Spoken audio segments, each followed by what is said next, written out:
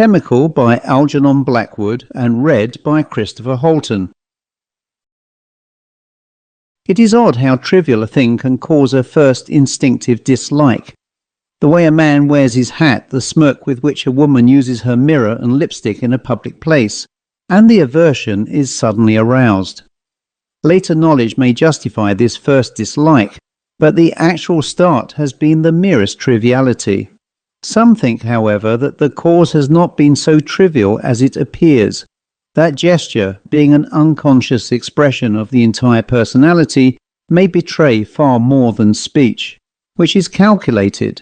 Moleson thinking over the brusqueness of the stranger on the doorstep, the unnecessary way he pushed ahead of him and up the stairs, his whole air indeed of general resentment and disapproval, found himself recalling a rather significant answer that a very wise old man had once given in his hearing to a commonplace question. The question was not his own. He was listening to two friends discussing a third. "Everything indicates," said the first carelessly enough, "that I ought to like X. I have nothing against him, quite the reverse in fact. Yet I do not like him. I simply cannot like him, try as I will. Now, why don't I?" "Your dislike," was the reply, "is probably chemical, merely chemical." This came back to Moleson's mind now, as he unpacked his things and arranged himself in the top-floor bed-sitting room he had engaged that afternoon. It was in Bloomsbury, close to the British Museum. The November twilight was setting in. The gas, the electric light stopping at the second floor, was poor. His reading lamp was not yet unpacked. Chemical, he thought. I wonder. He looked out a moment into the rather dismal street, where the museum buildings blocked the sky with their sombre and formidable mass. He had, of course, the layman's vague knowledge of the loves and hates of atoms, their intense attraction and repulsion for each other, the dizzy rapidity with which they rushed towards or away from those they respectively liked or disliked.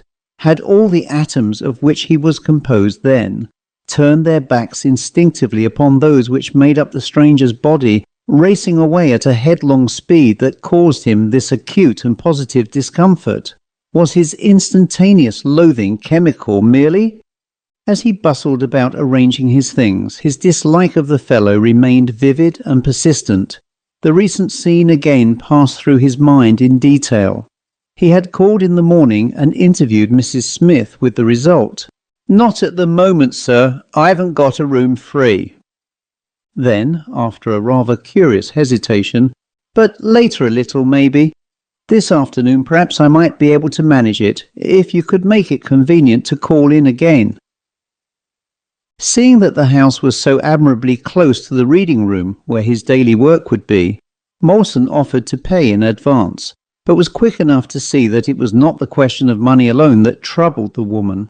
Her hesitation, he perceived, was not mere independence, nor was it due to his unprosperous appearance. She wanted a lodger clearly enough if she could manage it, whatever that might mean. And it was not himself she objected to. It was, he felt sure, a calculation of sorts she was trying to make in her own mind. He wisely decided to give her time to make it. "I'll look in again," he said. "About 3 o'clock, say."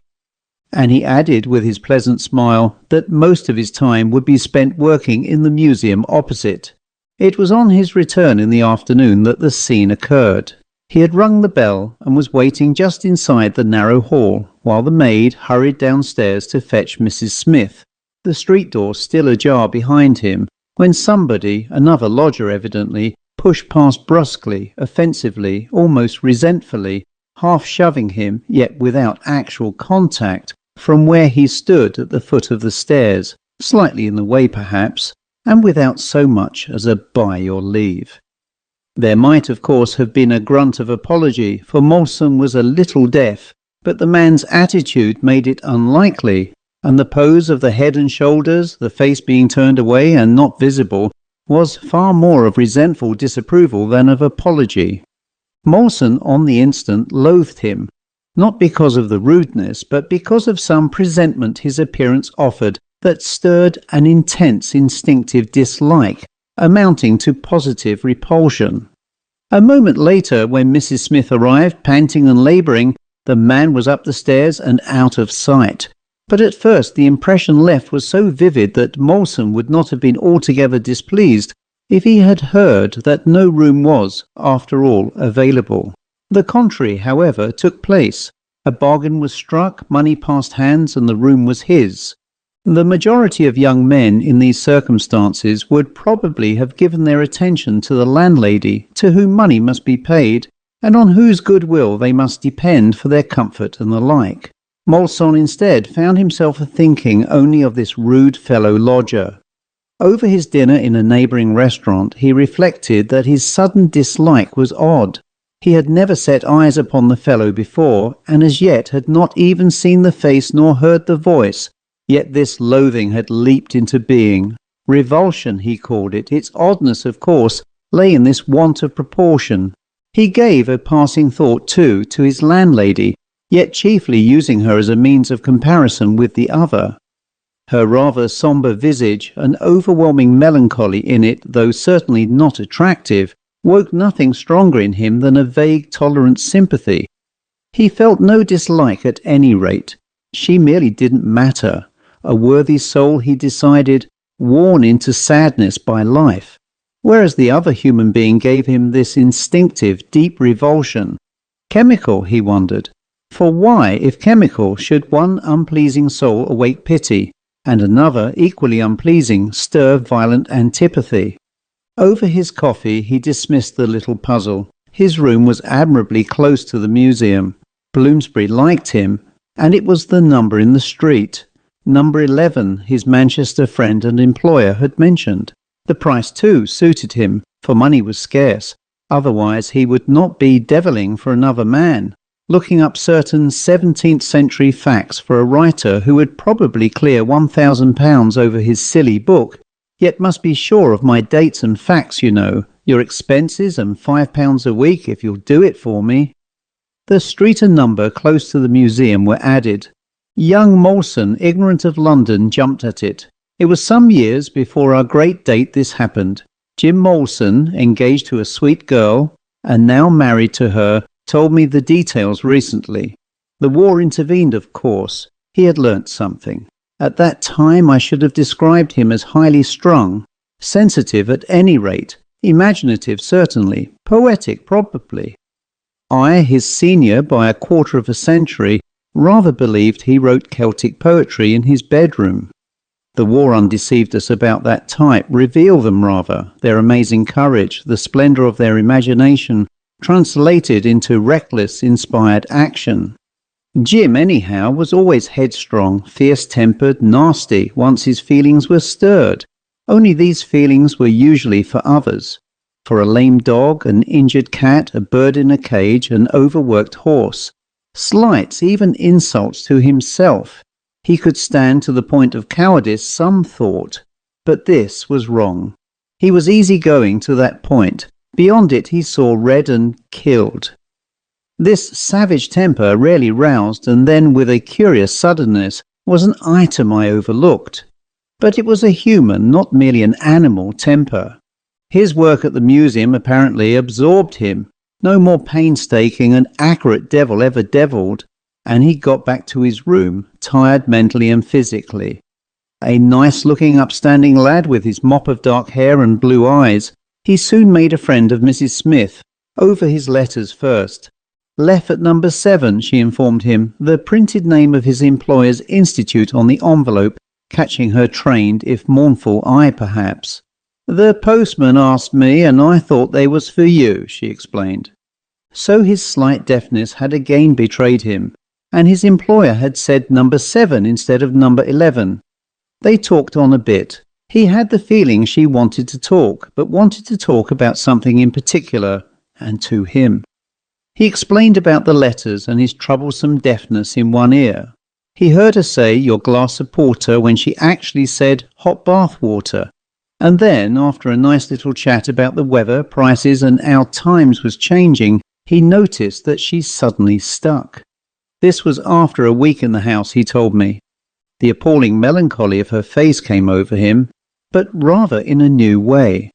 He realized it in some personal sense, I think, as they stood awkwardly staring at one another, each waiting for the other to speak, so that through his sensitive, imaginative mind ran the thought, "That's no ordinary sadness, I'll be bound." And then he stuck.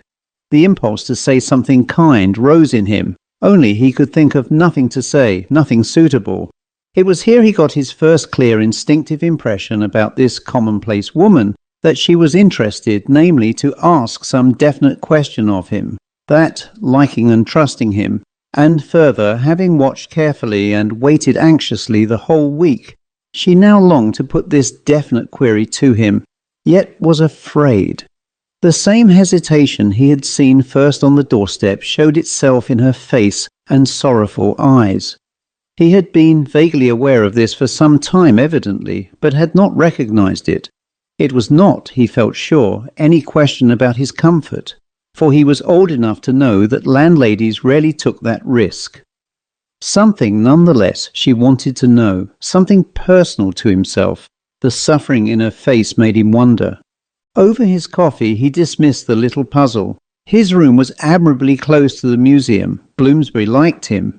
And it was the number in the street, number 11, his Manchester friend and employer had mentioned. The price, too, suited him, for money was scarce. Otherwise he would not be deviling for another man, looking up certain 17th century facts for a writer who would probably clear £1,000 over his silly book.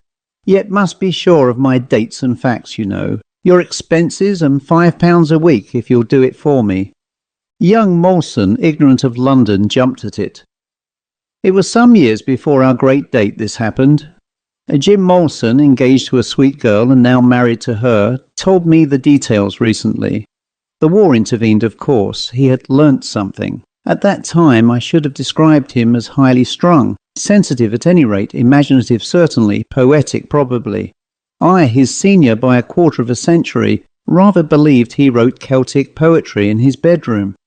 The war undeceived us about that type, revealed them rather, their amazing courage, the splendour of their imagination, translated into reckless, inspired action. Jim, anyhow, was always headstrong, fierce-tempered, nasty once his feelings were stirred. Only these feelings were usually for others, for a lame dog, an injured cat, a bird in a cage, an overworked horse. Slights, even insults to himself, he could stand, to the point of cowardice, some thought. But this was wrong. He was easy-going to that point. Beyond it he saw red and killed. This savage temper, rarely roused, and then with a curious suddenness, was an item I overlooked. But it was a human, not merely an animal temper. His work at the museum apparently absorbed him.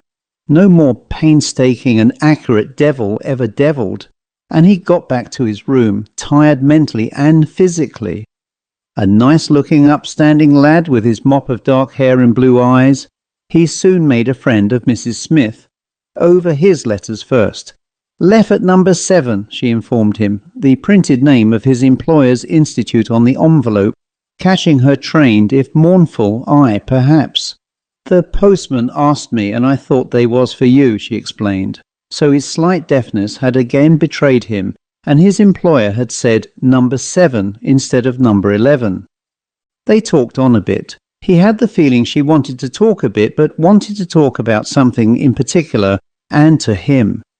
He explained about the letters and his troublesome deafness in one ear. He heard her say your glass of porter when she actually said hot bath water, and then, after a nice little chat about the weather, prices, and how times was changing, he noticed that she suddenly stuck.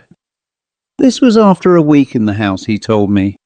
The appalling melancholy of her face came over him, but rather in a new way. He realized it in some personal sense, I think, as they stood awkwardly staring at one another, each waiting for the other to speak, so that through his sensitive, imaginative mind ran the thought, "That's no ordinary sadness, I'll be bound." And then he stuck. The impulse to say something kind rose in him, only he could think of nothing to say, nothing suitable.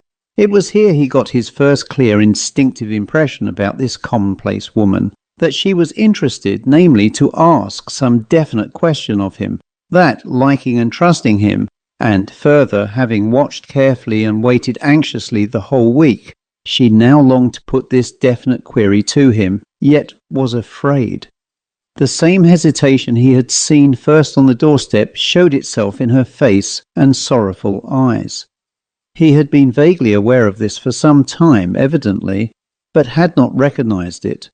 It was not, he felt sure, any question about his comfort, for he was old enough to know that landladies rarely took that risk. Something, nonetheless, she wanted to know, something personal to himself. The suffering in her face made him wonder. A queer sympathy moved through him. He recalled the station around the corner in Berry Street, when he bought his paper and materials. "Oh yes, I know, sir, that's Mrs. Worley's," saying he would send the parcel round, and being corrected, "No, Mrs. Smith's." He looked blank a moment, troubled a little, but in a kindly sense, before he agreed, "Oh yes, to be sure, sir, Mrs. Smith's now, so it is." That now was suggestive. She had changed her name, married again, no doubt. Yet there had been trouble of some sort, Moleson gathered, and though he had not pursued the matter at the time, this little memory came back now, as he stood chatting with her, trying to think of something pleasant he might say. He wondered. "I'm very comfortable," he said on impulse presently. "The room's just what I wanted." And he was about to add some kind and soothing word, when she interrupted in an eager way that startled him. "Oh, then everything is all right, sir. There's nothing, interfering with your quiet. If anything, a noise—" She changed the verb before it was completed to disturb, then stopped dead. It was not the words, commonplace enough. It was her face that startled him. It had been on the tip of her tongue, he felt, to say anyone instead of anything. He knew it in his bones. Also, she could have cut off that tongue for having let it say what it had said. That too, he perceived. This question she longed yet feared to ask had nearly slipped out in spite of herself. Her face, anyhow, betrayed an emotion that for an instant obliterated its usual sadness. It was the emotion of terror. Moleson, as he caught it, felt shocked. The sharp instinct came suddenly to him that it was wiser not to ask. He cut the talk short as nicely as he could. "Nothing, nothing," he replied, gave her his pleasant smile and went up quickly to his room.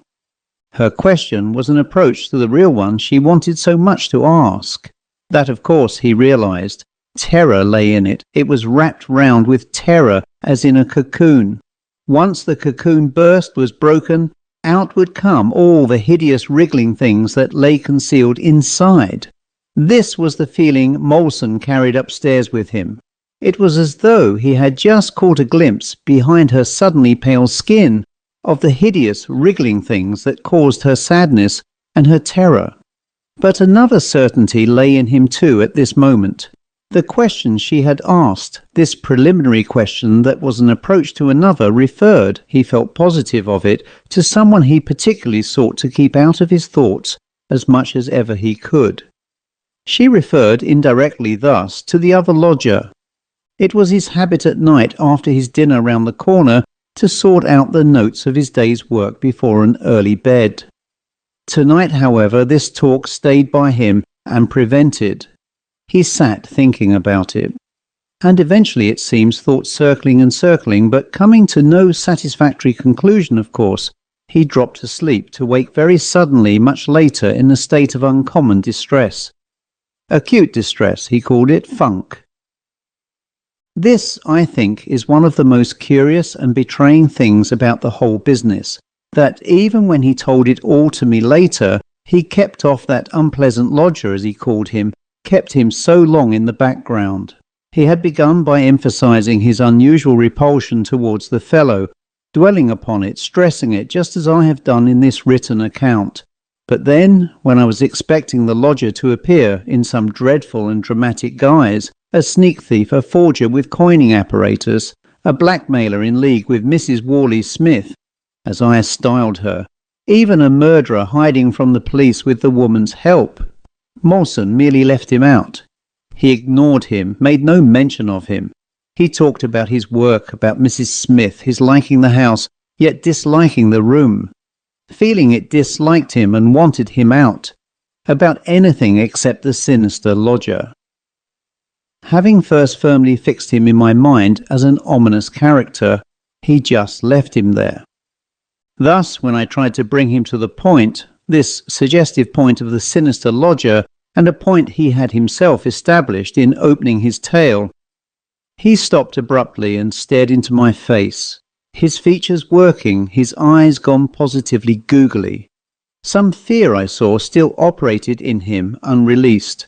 His face gave me a touch of goose flesh. There was an ingredient of salutary confession in his delayed account, I began to gather. He lowered his voice. "I knew you'd ask that before long," he said. "You see, I shirked him myself." "Refused to acknowledge him, you mean?" I queried vaguely. "Tried to pretend he wasn't in the house?" He nodded, looking down at his boots. "You disliked him," I insisted, "to that point?" The expression in his eyes as he glanced up quickly answered me better than his words.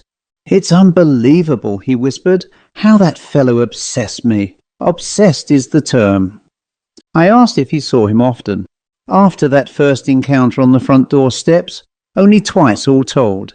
The intensity, a sort of inner secrecy in him still, made me hesitate, but as he said nothing, I presently asked boldly, "But in the end, you found out who he was, what he was doing there. In a word, why you loathed him so?" I got no straight answer, but I got the full story, told in his own evasive, curious way. "I mentioned how I dropped asleep in my chair and woke up suddenly feeling frightened," he went on. "Well, that's the point, you see." "What is?" I asked, justifiably dense. He cast his eyes down as though he were ashamed of it. "I'd been frightened all along," he muttered. "Damn frightened. Ever since I've been in that awful house, I've been frightened." "Of him?" He nodded. He believed he had discovered why the fellow resented his being there. It was because Moleson occupied his room. Mrs. Smith had hesitated that first morning whether she could turn him out or not, his rent probably overdue and what not, but eventually had spoken to him, and Moleson, as described cash in hand, had moved in. It was a sufficiently obvious explanation. But that didn't explain my own abhorrence, did it? Obviously not. He may have felt resentful, furious, because I'd got his room, but that couldn't have made me feel the physical repulsion to the point of nausea, which I did feel. And dread too. I only saw him twice after that first meeting, but though I saw him so rarely, I knew he was in the house with me. I never forgot it. He was all over the house expresses it better. I was always expecting to meet him, to run across him on the stairs, to find him in the hall. When I came down the street, I imagined him standing on the doorstep, fumbling with his latchkey. When I went to my bath halfway down the stairs, I thought we should pass. At night, if I went out to post a letter. In the morning, when I opened my door to take my hot water in. But no, he made no sign. I did not meet him. What he did all day I have no notion. He never went out, so far as I saw or knew. But then I myself was out from 9 to 5, then again for my dinner between 8 and 9, you see. At a great rate he rattled this off. He gave me a good deal in a very few words. A definite question halted his rambling account, though it was my object otherwise to hear the tale just as he cared to tell it. "Describe him." He repeated my words, "as I first saw him. Oh yes, though I didn't see the features, remember that time." Then he startled me by raising his voice most unexpectedly in his excitement. "Misshapen!" he shouted in my face, so that I jumped. "Well, you asked me, and that's what I felt about him. But mentally, morally, rather than physically. That's the impression he made on me." And then he barked out another word. "A monster!" A little shudder ran over him. "I didn't see the face," he went on, "because he didn't mean me to see it." He moved sideways, the shoulder next to me humped up a trifle so as to hide it. A bit of a beard I saw, or whiskers, straggly hair anyhow, that left in my mind some faint notion of pretence, of a wig perhaps. but my mind at the moment was on my business with Mrs. Smith, and I wasn't trying to see what a stranger pushing rudely past me was like. I had no particular interest in him then. Clothes? Oh, that I couldn't say with accuracy either, but a dark suit and a bowler hat on his head. Dark, he emphasized. The whole look and feel of the man was dark. I was still anxiously waiting for that account of his waking up, frightened in his chair, for my interest was now deeply held. But I was patient. I had to be. He went on to tell me how he was forever expecting to see the man again, yet did not see him. This repetition in the tale as he told it was not redundant, though, when written, it may seem so. It led up with a bang, as it were, to the meeting, the sight rather, when it came. Every morning on going out to his work he was positive he must pass the fellow on the darkish stairs, but the stairs were empty, on the landing when he opened his door, on the front door steps when he returned in the evening, but landing and steps were unoccupied. He would have a good look at the door first from a little way up the street before coming to it, for the dread of meeting was established, horribly established, in his being. Expectant dread, he called it. And then suddenly he did see him. This was the second time. I was hardly settled at my desk in the reading room, he described the incident, when I found I'd left my employer's letter on the mantelpiece. It had questions for me to verify, you see. I hurried back for it. It only took 5 minutes. That's why the house suited me so. But I had a good squint first from a distance to see if the doorstep was free. No one was visible. I ran up just as I slipped my latchkey in. I glanced up. Something made me... And there he was, staring down at me from the window. "In your room!" I saw the face for the first time, but only for a second, just long enough for our eyes to meet. He withdrew it instantly. Awfully quick, I mean. It was dark, unshaven, the beard not a real intended beard. I saw hanging lips. No, it was not what you'd call an evil face, not in that sense, but it was dreadful in the sense of being out of relation with any world I knew. Horrible, appalling in that way. It was a mad face. Behind its darkness there was white, the white of terror. The face was all I really saw, with just a bit of the neck that had a thin red scarf about it. The key dropped out of my fingers with a clatter on the steps. I was shaking all over. Ferreting about in my room, was my first thought. The room that used to be his. But a second thought came with it simultaneously, and it was this second thought that unsettled me most, I believe. I realized in a flash that the fellow had been actually watching me ever since my arrival, keeping out of my way on purpose, waiting an opportunity, waiting for me to go out. Oh, I can't describe it exactly, but he knew my every movement, I mean. "You rushed up," I interrupted. It was a stupid question, but the dread of this mysterious lodger in my mind excited me. Moleson hesitated. "I've got a vile temper, you know," he said, shyly rather, as though I was not supposed to be aware of this. "Vile," he repeated with emphasis and a touch of shame. "Curiously sudden, too." "That brute in your own room," I helped him. For a moment I feared I was to hear of a violent assault. "I was up those stairs in a second or two," he went on, "and the first thing I noticed on getting to the top was that my door was moving. There was no one on the landing. The room itself was empty." He paused, looking at me significantly. "The fellow," he then added, "had got out just in time." Again he paused for a moment. "I shouldn't have waited to ask any questions, you know." I knew he meant it, but I was glad to have been spared details of an ugly assault. This savage temper in Moleson always alarmed me rather. I verily believe he would have done the fellow in. His face, as he told it, betrayed him. By this time, moreover, I already had a shrewd suspicion of what was to prove the explanation of this unpleasant and mysterious lodger. A mad mind certainly, a maniac probably. I had glimpses of a homicidal maniac. He would turn out to be the son of Mrs. Smith. That I was partly right, yet at the same time curiously wrong, is a tribute perhaps to the unconscious skill with which Moleson told his story, concealing its climax admirably. yet disdaining to mislead me by using false clues. The crime of murder, at any rate, was meanwhile spared him. The room was empty, nothing had apparently been touched, and the corridor was empty too. His suggestion of having been watched I disregarded. Later, however, I inclined to accept it. Across my landing, Moleson continued, was one door only, the door of what I felt convinced was his room. It was closed. My first instinct was to bang at it and ask him what the devil— Well, he laughed a little. I didn't do it, that's all. My anger had cooled down somehow. I just snatched up the letter I'd come to fetch and went back to the museum reading room. I looked at him, impressed by his admirable brevity, thinking of the military cross gained in Flanders, of that runaway he once stopped, of the two hefty ruffians he fought, half killing one of them, in a Surrey lane when they objected to his interfering on behalf of their overloaded horses. He had various things to his credit of this sort, and he was delicate, of slight build, no muscles or brawn at all. Moleson, with his fierce, perhaps great spirit, was not negligible. Any story he told, had value. Now, I thought to myself, at last we'll get to this business about waking up frightened. Not a bit of it.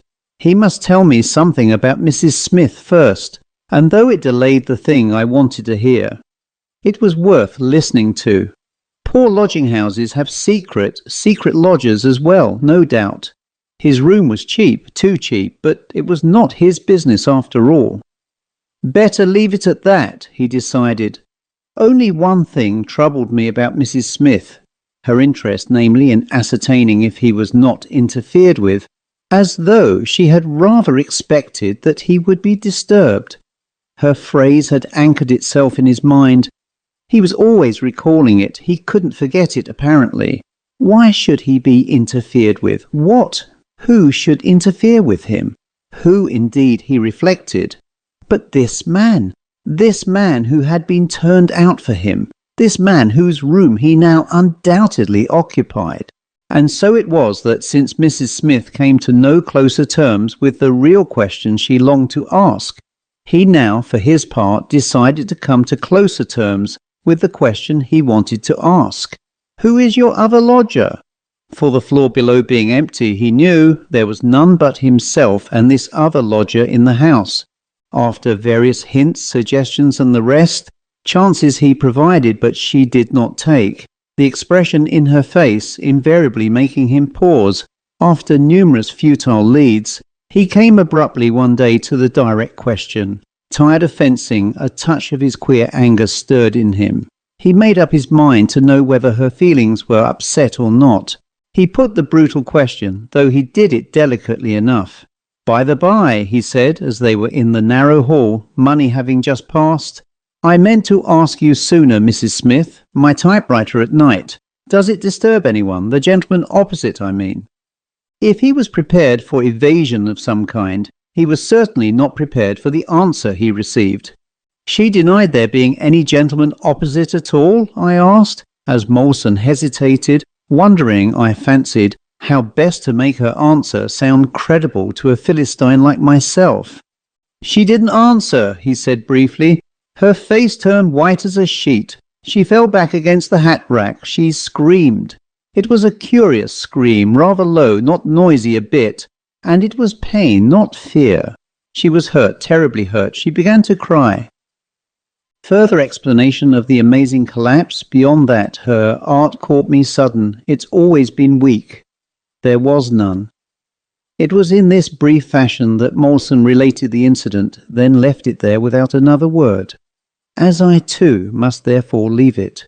For some days after that, nothing happened. He did not see the lodger. He avoided the landlady. He began to look forward to the end of his stay, hurrying his work at the museum purposely. But his mind was forever going back, he says, to that odd question about being interfered with. And one night in particular, as he sat over his notes after dinner, memory carried him away rather forcibly, rather persistently, to that phrase which had inserted his original uneasiness. He sat in his chair, lolling back and thinking about it, wondering afresh about this mysterious lodger, about what he did, why he hid so carefully, why he watched him. The old notions slipped through his mind, for no new ones occurred to him. Was he a coiner of counterfeit money, a blackmailer, a lunatic, a man wanted by the police, a man who ought by rights to be shut up, a suicidal maniac? And so, eventually, he dropped asleep in his chair, to wake up suddenly, frightened and in acute distress. So at last we had got to it. It was late, the night was very still, all noises in the street had stopped. No footsteps even were audible on the pavement through the open window. I woke up cold, he said, cold to the bone. The room, in spite of the warm summer air, was icy. I was shivering. And at first, rather bewildered after his sleep, he sat there listening, waiting, wondering why he felt cold, wondering for some minutes what the matter was. That something was the matter, he felt sure. Something had been happening, had just happened while he was asleep. But what? He collected his senses, remembering exactly where he was. Details, of course, came back quickly then. He says the first thing he noticed was that a change had come over the room. The room was somehow different. It had curiously altered. When he dropped off to sleep, it had been one thing, now it was another. He glanced about him, searching uncomfortably for evidence of this change, but finding no single detail altered, nothing out of place, the furniture exactly as it always was, until his eye rested on the door. The door, he phrased it, drew his attention, although a closed door, and it was closed now, must always, it seemed to me, look much the same. Well, he said, it didn't. He used the tone of challenge, anticipating disbelief. That door, he declared, had been opened and shut while I was asleep. He waited a moment. It had only just been shut. The imaginative statement struck me as singularly dramatic. Proof, of course, was not possible. Yet a door, I reflected, is easily the most significant feature of a house. Opened, closed, tapped on, locked.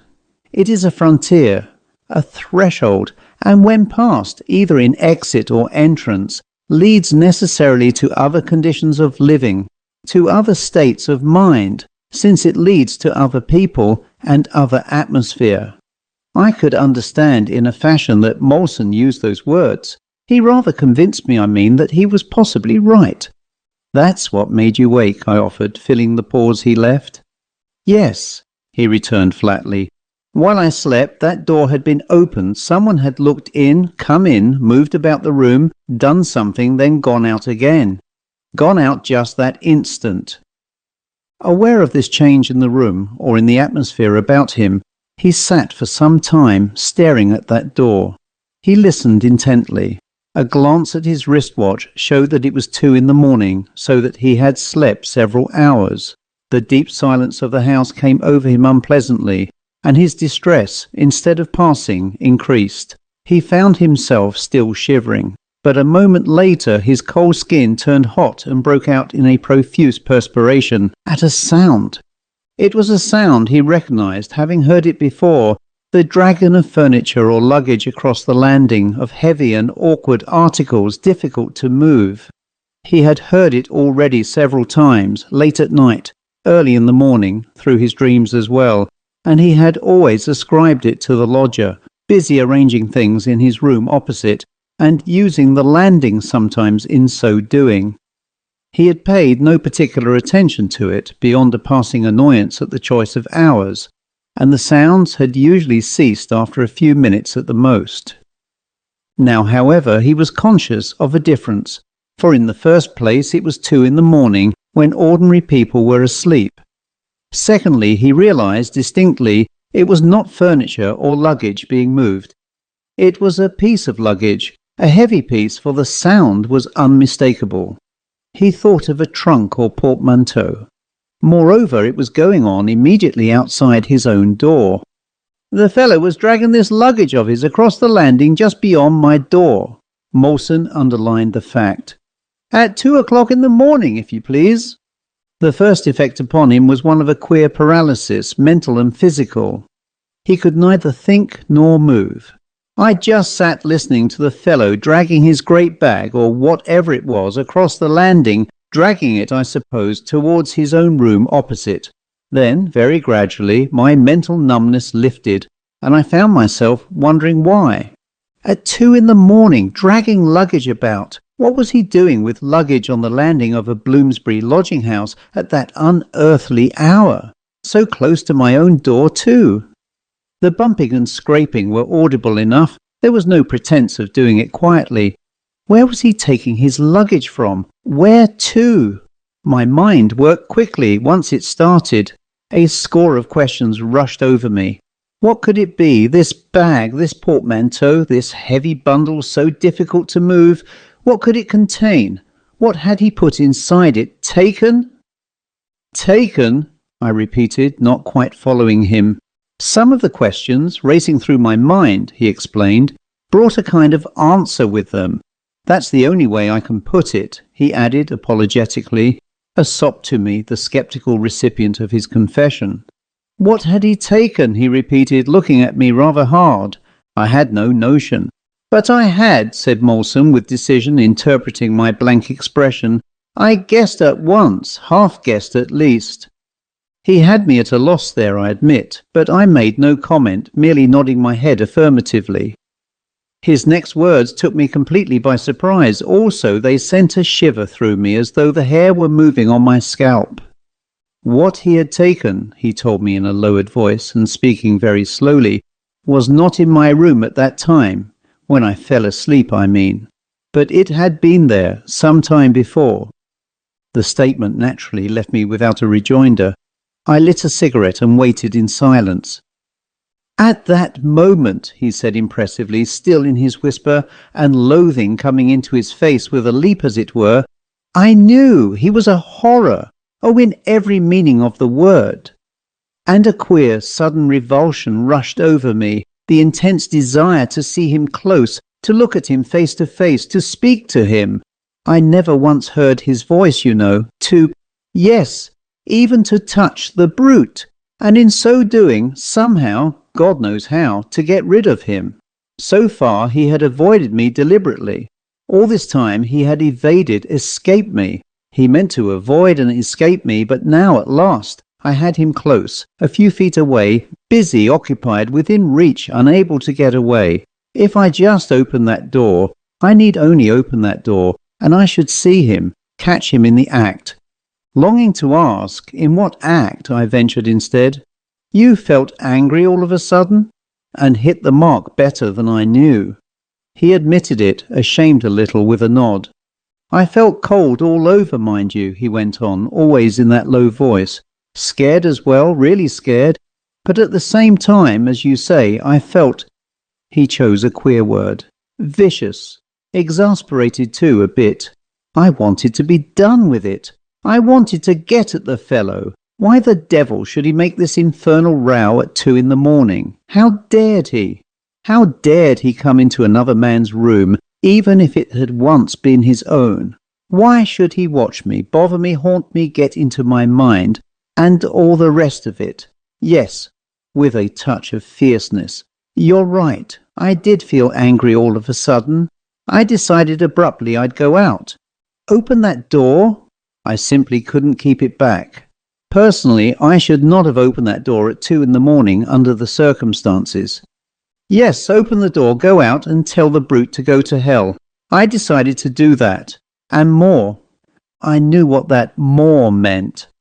But when I tried to get up from my chair, I found I couldn't move. I just sat there, furious, angry, struggling, like a mechanical doll whose machinery had run down. I was dying to get at the fellow. I was perspiring all over. I felt that if he answered back, showed any insolence, I'd strangle him, just go for him and be done with it. Throttle the devil. I felt my fingers at his throat, the prickle of his filthy beard, saw his hanging lips drop wider as he fought for breath, his beastly eyes bulge out, his face turned black. Oh, I was in this odd, sudden fury, I admit, and yet I couldn't move an inch.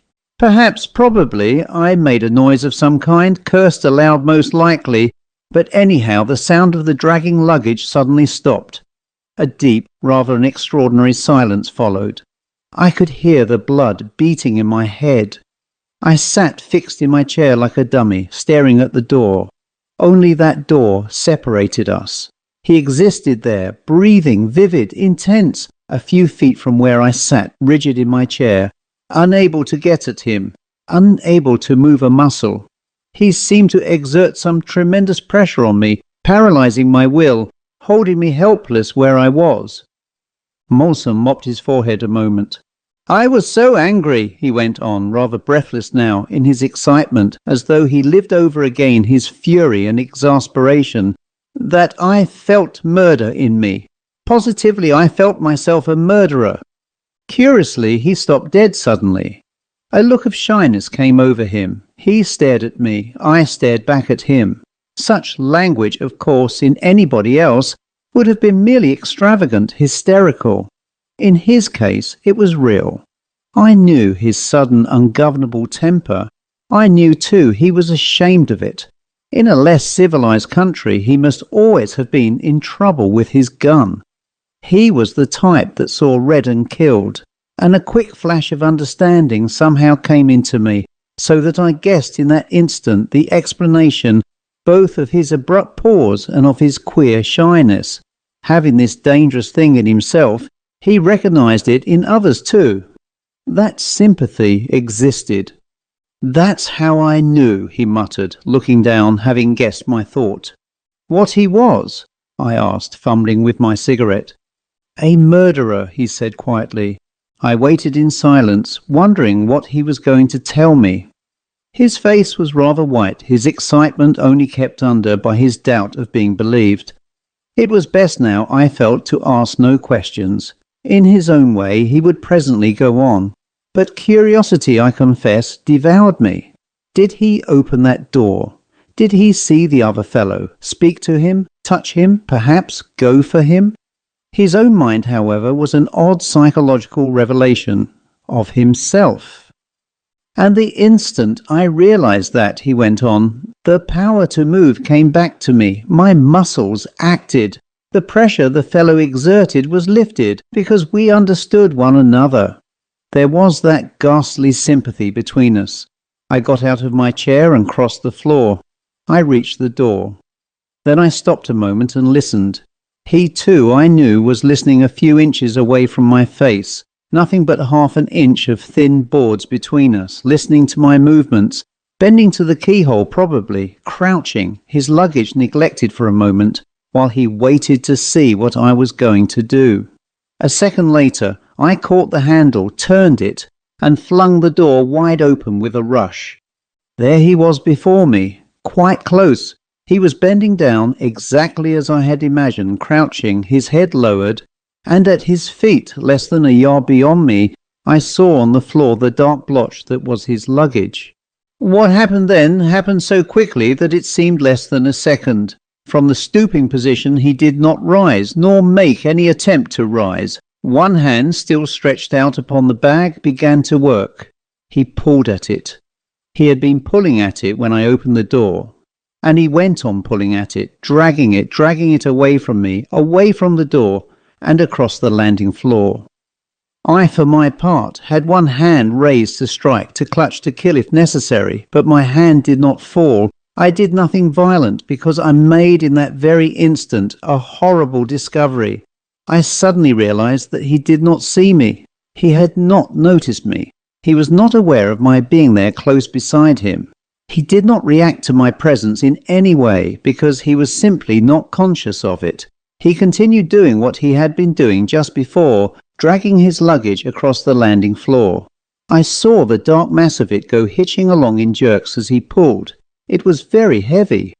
And this, not being aware of me, I mean, came as a tremendous shock. The surprise of it, perhaps, it was the last thing in the world I'd expected. I had rather looked for something sudden, violent. I was prepared for it. This way, he just ignored me, turned me cold. It struck me as unnatural. I stood and stared, for I didn't know what else to do, and my body was trembling, and I felt queerly uncertain of my legs. I watched him go on dragging at that heavy thing, which I now saw was not luggage after all. Not ordinary luggage, at least. It was neither bag nor portmanteau nor anything like that. It was a sack of awkward shape and outline. It was unpleasant, I thought, the way it bulged. But more than that, more than unusual, it gave me a turn. I felt it somewhere awful. And realizing this, I made an unconscious movement evidently, for I felt my breath catch, and I must have staggered a little. I caught at the edge of the door to steady myself, and the door naturally yielded with my weight. I lurched with it sideways at first, then a little outwards as the door came with me, and then forwards. Before I could recover balance, I was against him. I was right into him. But I didn't fall. I didn't, thank God, collide with the monstrous creature and his awful sack.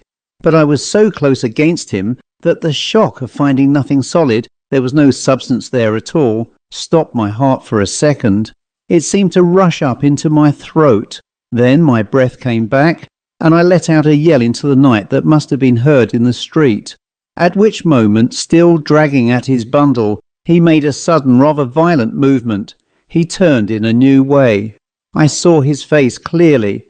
By clearly, I mean close, dreadfully close. It was turned up, but I saw it obliquely rather, a kind of sideways glimpse. And even then he wasn't looking at me. The light from the open door behind fell on it, and I saw the eyes, blazing eyes, the hanging lips, the white skin smudged with unshaven hair of the growing black beard, and, to my utter amazement, tears upon the cheeks. It was a maniac's face, if ever I saw one. The other thing that I saw clearly was that the thin red scarf about the neck was not a scarf at all. It was a thin red line of confused blood in the flesh of the neck itself, a line that only a rope drawn very tightly could have made. Moleson stopped then and sank back in his chair, looking away from me, and glad, I think, that he had got so far without interruption. His words and manner, his facial expression above all, conveyed his horror far better than his jerked-out sentences. I smoked a moment in silence, handing him a cigarette too, which he refused, but he said nothing for some little time, while I also kept back a dozen questions that rushed up in me. "What happened then?"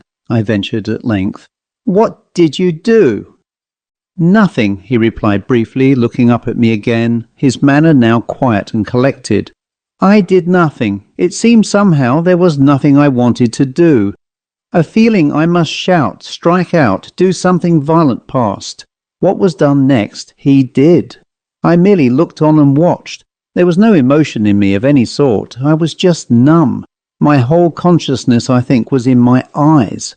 I stared as he went on dragging that heavy mass across the landing, always a little farther from me, hitching and shoving it along with great effort towards the door of his room. Then he opened the door, but the light from my room did not reach to it, and as it was not lit inside, I saw nothing but a black space. I watched. I saw everything he did, every movement he made. He stepped to one side across the bundle so that he was then pushing instead of dragging. His whole body was bent double with the effort to get the thing through the door and inside the room. Apparently it was difficult to do. He accomplished it after several minutes. He closed the door, putting his weight against it heavily from outside, and then, after that, well, he wasn't there any more. "He'd gone into the room?" Moleson shrugged his shoulders. "Can't say," he answered rather curtly. "I tell you, he simply wasn't there. I couldn't see him any more. I'd lost sight of him." He added sheepishly, "Something happened to my eyes, I suppose. I didn't see him go, but he was gone." Fully 5 minutes passed, Moleson then told me slowly before he could think, much less move. He was struck dumb with terror and amazement. He felt stupid, empty of life, unable to act at all. "It may have been 5 minutes," he said, "but it may just as well have been 20 for all I know. The only thing I remember clearly is that my awful yell, that wild shriek I let out into the night some time before, still seemed to me echoing through the house and down the stairs. I had a feeling it must have been heard in the street and the police would be in. But nothing happened. The fellow's disappearance bewildered me to a point I can't describe properly. I knew I hadn't been dreaming, but I knew damn little else, it seems to me. I moved at last after a bit. I moved backwards. I threw my own door as wide as it would go so as to get all the light there was, and the light streamed across the landing and fell on the door. His door. I knew I was going to open that door. I had to. His pluck hardly surprised me, for I already knew it. I admired it. Nothing in this world or the next could have induced me to go near that door, much less open it. Moleson, however, did more. He went over and knocked loudly against its boards.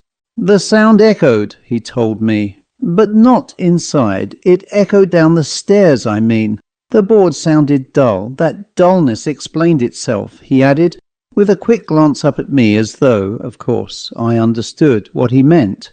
But I did not understand, and my eyebrows went up in query and response. It wasn't an ordinary door, he said. You opened it? I had no inkling what he meant. I guessed it wasn't a proper door, he replied, changing his adjective, but leaving me more ignorant than before. Sham? Not an ordinary door into an ordinary room, he explained, with a hint of impatience at my stupidity. When I knocked, he went on, and got no answer, I knew I was right. The dead sound proved it. Oh. Yes, he went on quietly. The dead, muffled sound it made. I waited a moment, then I opened it. It was the door of a cupboard, a rather shallow cupboard. He paused, then said something that made my blood curdle. That's why the creature had to shove it in so hard, stuff it in to make it stay. Upright, I gasped, catching the ghastly meaning at last. Upright, was all he replied. The dusk was now fallen into our room between us, and I saw the glow of my cigarette end in the mirror behind his chair. It had been a dreadful story. I longed for light and a glass of whisky. Moleson had so convinced me of the truth, the reality of his confession, yet I got the feeling that he hoped I would tear it to pieces and demolish it utterly, proving to his satisfaction how absurd it all was, and using nice words like hallucination, overwrought nerves, and the like. Instead, I remained rather quiet and non-committal, and certainly dumb. I could not honestly comfort him in the way he wished. I told you, he resumed, his voice much lower now, that I imagined that shriek of mine still echoing in the house and down the stairs. Well, a few moments later, while I still stood glaring at that ghastly cupboard all black and empty, I heard a sound on the stairs. It was below me, coming nearer. I couldn't move, not an inch one way or the other. I was just stuck to the floor. But I felt sure of one thing, it wasn't. But he couldn't say the word he meant, the word in his mind. It wasn't. He stuck again. Who was it? I asked quickly, eager to help him, but to help myself at the same time. I saw the light first, he said. The light of a candle evidently flickering on the wall, then on the ceiling. Next came the shadow, enormously magnified and grotesque. Then came a large white face of melancholy and terror mixed, looming at me over the banisters. There was a thin voice. Interfered with.